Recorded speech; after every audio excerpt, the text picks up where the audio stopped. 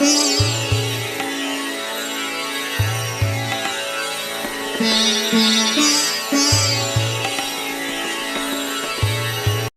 राधे, कैसे हो आप सभी। आशा करती हूँ आप सभी बहुत अच्छे होंगे। तो आज के वीडियो में आप सभी के साथ शेयर करने वाली हूँ नवरात्रि की पूजा के बाद आप चौकी का विसर्जन किस प्रकार कर सकते हैं। तो वीडियो को आप ध्यान से ज़रूर देखें, आपके लिए वीडियो बहुत ज़्यादा महत्वपूर्ण होने वाला है। नवरात्रि में मूर्ति का विसर्जन किस प्रकार किया जाता है, जवारों का आपको किस तरह विसर्जन करना है। तो सबसे पहले देखिए, मैं आपको एक विशेष बात यहाँ पर बताना चाहूँगी। तस्वीर का विसर्जन नहीं किया जाता, क्योंकि तस्वीर को हम अपने घर में रखने वाले हैं, तो उनको विसर्जन के चावल नहीं छोड़ना है। गौरी गणेश पर विसर्जन के चावल नहीं छोड़ना है, क्योंकि विघ्नहर्ता है, उनको हम अपने घर में ही विराजमान करेंगे, इसलिए उन पर चावल नहीं छोड़ना है। जिन चीज़ों पर, जिन भगवान, जिन देवी देवताओं का आप विसर्जन करने वाले हैं, सिर्फ उन पर ही चावल छोड़े जाते हैं विसर्जन के। जैसे कि नवग्रहों पर छोड़े जाएंगे चावल, सप्तघृत मातृका पर चावल छोड़े जाएंगे, षोडश मातृका पर चावल छोड़े जाएंगे, जो पार्थिक हमारी दुर्गा माँ की मूर्ति है उन पर भी हम चावल छोड़ेंगे विसर्जन के लिए, जवारों पर भी विसर्जन के लिए चावल छोड़े जाएंगे। और सभी देवी देवता जो हमने यहाँ पर विराजमान किए हैं, तो सभी पर चावल छोड़े जाएंगे। जो मूर्तियाँ हम अपने घर में विराजमान करने वाले हैं उन पर चावल नहीं छोड़े जाते। तो सबसे पहले बात करते हैं हम अखंड दीपक की। अगर आपने अखंड दीपक अगर जलाया है, तो अगर आपने नवरात्रि में अखंड दीपक जलाया है तो इसको बुझाना बिल्कुल भी नहीं है। ऐसा नहीं है कि नवरात्रि हो चुकी तो आप दीपक को बुझा दे, तो बिल्कुल भी आपको ऐसा नहीं करना है। इसको जब तक जलने देना है, जब तक इसमें घी या तेल आपने जो भी अखंड दीपक में डाला है, तो जब तक उसे जलने दे, जब तक उसमें घी और तेल है, तो उसको आपको नहीं बुझाना। इस बात का आप विशेष ध्यान रखें।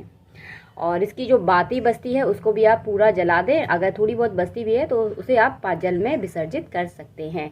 अखंड दीपक के नीचे जो हमने आटे का चौक पूरा है, इसे आप चींटियों को डाल दें। जब चौक पलटा जाता है ना, तो उसके बाद इसे चींटियों को आप ज़रूर डाल दें।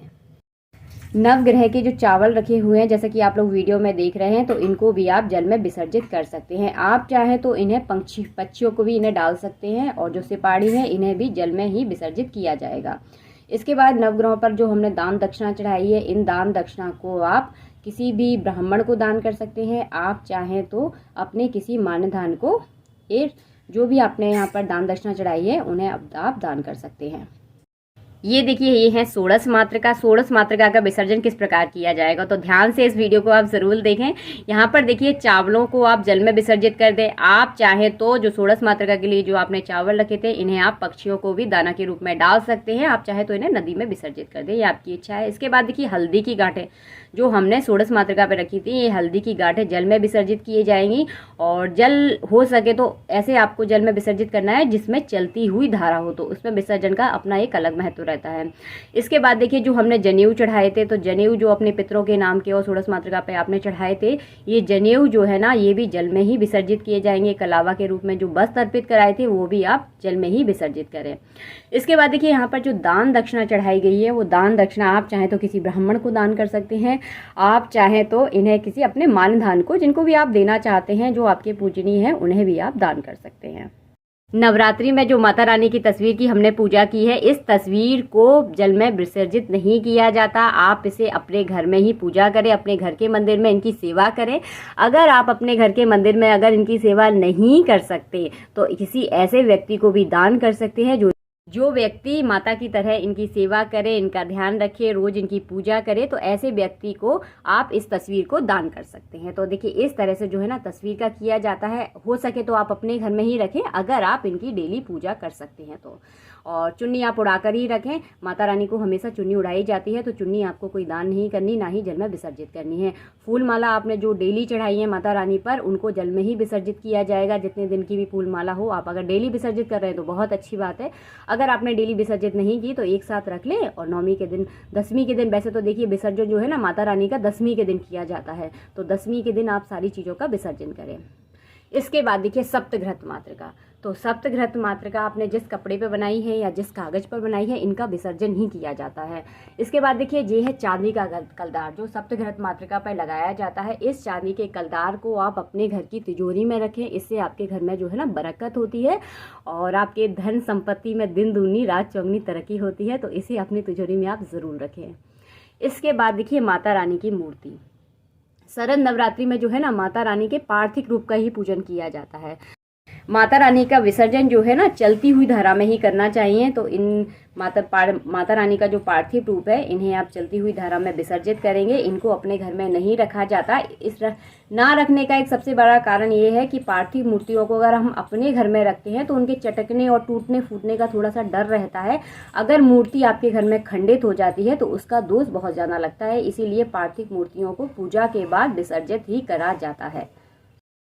माता रानी पर और सप्तघृत मातृका पर जो सुहाग का सामान हमने चढ़ाया है, इस सुहाग के सामान को आप चाहे तो पंडित जी को दान कर दें, किसी सुहागिन स्त्री को आप दान कर सकते हैं, आप चाहे मंदिर में दान कर सकते हैं, आप चाहे तो किसी पूजनीय को दान कर सकते हैं। इसे दान ही किया जाता है। तो माता रानी को जो है ना आपने ये सुहाग का सामान चढ़ा दिया है तो ये आपका नहीं है, इसे आप दान ज़रूर करें। इसके ऊपर दक्षिणा आप ज़रूर रखें। और आप जो सुहाग लेंगे वो माता रानी से लेंगे। तो सुहाग किस प्रकार लिया जाता है इसका प्रॉपर एक मैं वीडियो बनाऊंगी, तो उस वीडियो को आप ध्यान से देखना। इसके बाद देखिए जो हमने सुहाग माता रानी के लिए लेकर आए थे बांस की डलिया में, इसका एक मैंने प्रॉपर वीडियो आज ही अपलोड किया है, तो उसे आप ध्यान से देखें। बांस की डलिया में सुहाग का सामान अर्पित करने से हमारे सुहाग में वृद्धि होती है, क्योंकि बांस की डलिया जो होती है ना वंश वृद्धि का सूचक होती है, वृद्धि का सूचक है, वृद्धि होगी। और इसमें दक्षिणा जरूर रखें। दक्षिणा इसीलिए रखी जाती है अगर भूल चूक से कोई सामान अगर नहीं रख पाए हैं आप, देखिए कई बार ऐसा होता है ना चीज़ें हम दिमाग से निकल जाती हैं, तो आप दक्षिणा जरूर रखें। उस दक्षिणा जो है ना उस चीज़ की कमी पेशी को जो है ना दूर कर देती है। तो हमने जो साड़ी माता रानी के लिए लेकर आए हैं, जो माता रानी को हमने साड़ी चढ़ाई है, जो सुहाग का सामान चढ़ाया है, इसे आप अपने किसी पूजनीय को दान करें, किसी ब्राह्मण की महिला को दान कर सकते हैं, किसी सुहागिन स्त्री को आप दान कर सकते हैं। इसके बाद देखिए जवारे। तो जवारे का जो है ना नवरात्रि में डेली पूजन किया जाता है। नवमी को आपको इनका पूजन करना है। पूजन करने के बाद इन जवारों को माता रानी पर अर्पित किया जाता है, चढ़ाया जाता है। माता रानी पर, नवग्रह पर, षोडश मातृका पर, घृत मातृका पर, गौरी गणेश पर इन्हें अवश्य चढ़ाएं। और थोड़े से जवारे जो है ना अपने घर की तिजोरी में आप अवश्य रखें। उसके बाद इन जवारों को जल में विसर्जित किया जाता है। इसके बाद देखिए कलश का क्या किया जाता है। जो हमने घट स्थापना की है, तो नारियल को आप चाहे तो प्रसाद के रूप में फोड़कर खा सकते हैं, आप चाहे तो इसे भी जल में प्रवाहित कर सकते हैं।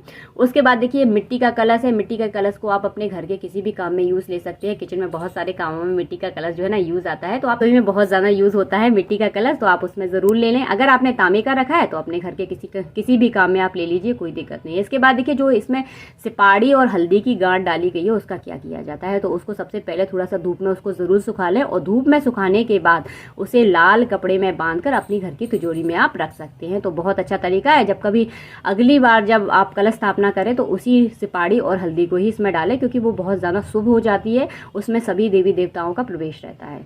इसके बाद जो उसमें चांदी का कलदार या जो आपने 1 रुपये का इसमें कलदार डाला है उसे भी आपको अपने घर की तिजोरी में रखना है। बाकी जो जनेऊ और आम के पत्ते या कसों के पत्ते आपने जो भी इन पर लगाए हैं उन पत्तों को विसर्जित ही किया जाता है। तो कलश में जो हमने जल भरा है, इस जल को आप अपने घर के सभी दीवारों पर जरूर छिड़के। लेट बाथरूम छोड़कर सारे घर की दीवारों पर छिड़कना है। अगर कोई आधी ब्याधी होती है तो वो पूरी तरह से खत्म हो जाती है। और बाद में जो बचा हुआ जल है इसे आप किसी भी पेड़ में डाल दें। जल इस तरह से डालना है कि ज़मीन में बिल्कुल भी नहीं फैलना चाहिए।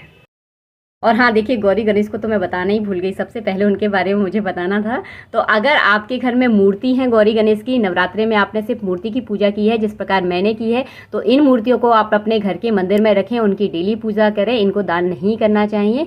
अगर आपने हल्दी की गांठ और सिपाड़ी की पूजा की है तो हल्दी की गांठ और सिपाड़ी को आप अपने घर की तिजोरी में रखें लाल कपड़े में बांधकर।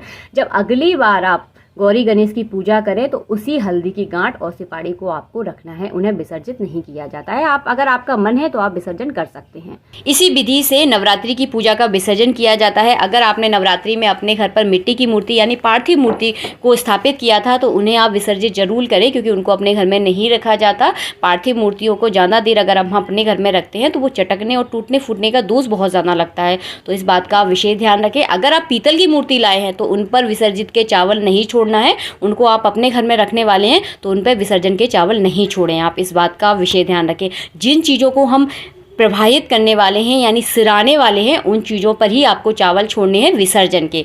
तो मैंने आपको आई होप मैंने आपको अच्छे से समझा दिया है सारी चीज़ों का, और जवारों का भी मैंने आपको बता दिया है। इन्हें अपनी तिजोरी में आप ज़रूर रखें। अपने देवी देवता अपने घर की कुल देवियों पर इनको ज़रूर चढ़ाएं। अपने देवी देवताओं के नाम का आपको ज़रूर चढ़ाने हैं जवारे, और माता रानी पर तो देखिए आपको चढ़ाने हैं, ये तो मैं आपको शुरू में बता ही चुकी हूँ।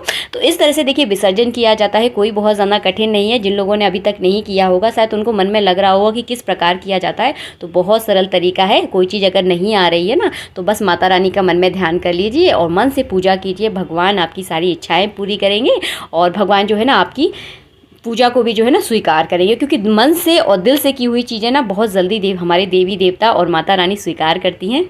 वीडियो में अगर कोई चीज़ अगर आपको समझ में नहीं आई है तो नीचे कमेंट बॉक्स में कमेंट कर दे और क्वेश्चन मार्क का उसमें चिन्ह ज़रूर लगा दे, तो मैं जो है ना आपको जल्दी से जल्दी रिप्लाई करने की कोशिश करूँगी। वैसे देखिए आजकल जो व्यस्तता है ना वो बहुत ज़्यादा हो रखी है, तो इसलिए मैं कमेंटों के रिप्लाई नहीं कर पा रही हूँ, माफ़ कर देना।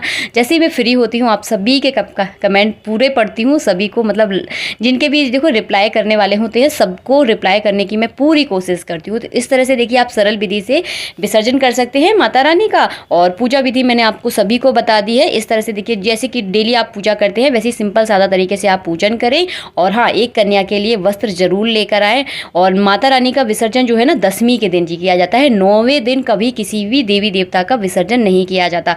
9वें दिन कभी भी अपने घर से जो है ना बाहर नहीं जाया जाता। तो 9वें दिन का बहुत ज़्यादा महत्व रहता है, इस चीज़ का आप ध्यान रखें। हमेशा 10वें दिन जो है ना विसर्जन किया जाता है। मिलूंगी आप सबसे नेक्स्ट वीडियो में, जब तक के लिए जय श्री राधे। अभी तक अगर आपने हमारा चैनल सब्सक्राइब नहीं किया तो जल्दी से आप हमारे चैनल को सब्सक्राइब ज़रूर करें। बहुत प्यार से और बहुत मन से हम आप सबके लिए वीडियो बनाते हैं। जय श्री राधे, जय माता दी। भगवान आपकी सारी मनोकामनाएं पूरी करे और नवरात्रि आपके जीवन में खुशहाली से भरी हुई हो।